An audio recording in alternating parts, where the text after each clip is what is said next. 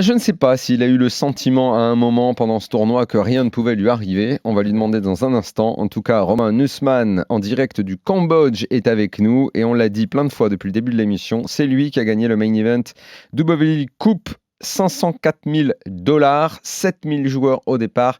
Énorme performance. Bravo Romain et bienvenue dans le RMC Poker Show. Salut Romain.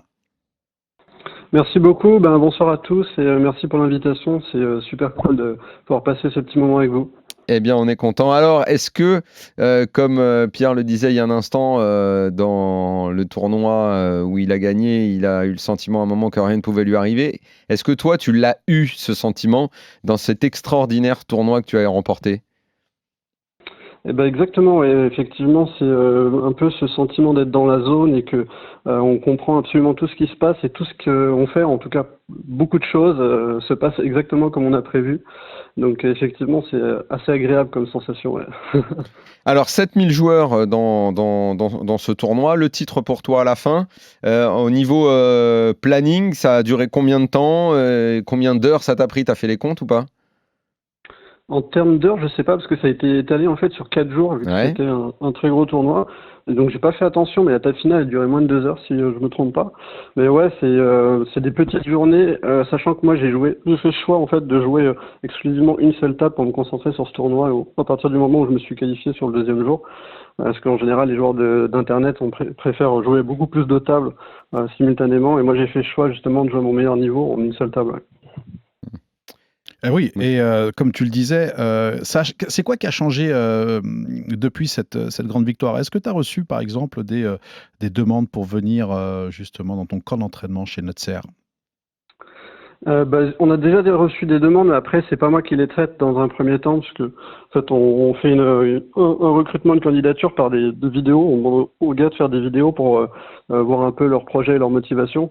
Donc, dans un premier temps, c'est pas moi qui vais les traiter, ça va être mon staff, mais je les ai ensuite en deuxième partie, quoi. D'accord, tu Donc, prends pas pour n'importe l'instant, qui. C'est-à-dire que vous prenez pas n'importe qui, en fait. Quelqu'un de lambda qui aime jouer au poker et a vu ta performance et veut, par exemple, rester un mois et demi ou un peu plus. C'est des gens que vous refusez. en fait, on refuse pas directement, mais D'accord. effectivement, le fait, déjà, en fait, si tu veux, venir au Cambodge, c'est quand même un engagement assez important. Ouais. Donc, si la personne, elle veut venir en se disant, cool, je vais faire un camp d'entraînement intensif de poker, et puis que, en fait, c'est pas son truc ou sa passion, ça va vite être compliqué de se projeter. Hein. C'est vraiment un centre de formation d'entraînement dans l'objectif d'aller vraiment à très haut niveau. Donc, comme n'importe quel sport de haut niveau, ça demande un engagement assez important, et donc, du coup, on vit poker, quoi.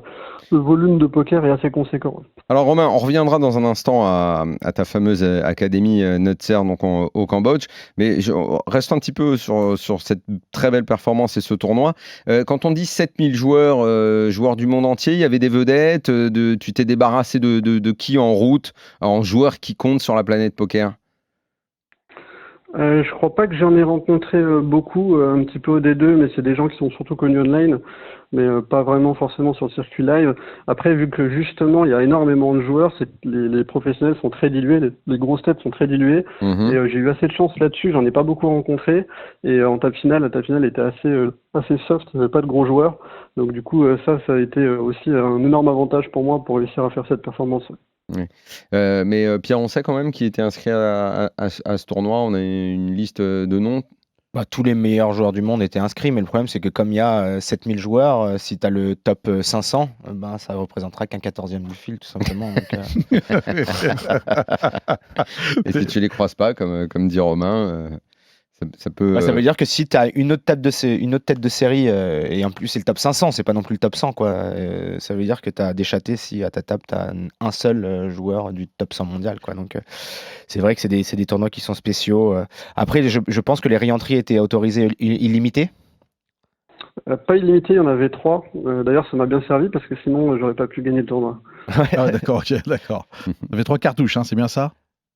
Ouais, c'est Ouais, ça. Ouais. donc ça veut dire que généralement, quand même, ça a tendance plutôt à reconcentrer le field vers des plus forts joueurs, puisque c'est des joueurs qui peuvent se permettre de Ils peuvent se rebuy permettre de 3 fois, réentry, ouais. mais ça reste quand même des tournois qui sont spéciaux de par la taille énorme du field et le pourcentage de joueurs amateurs aussi.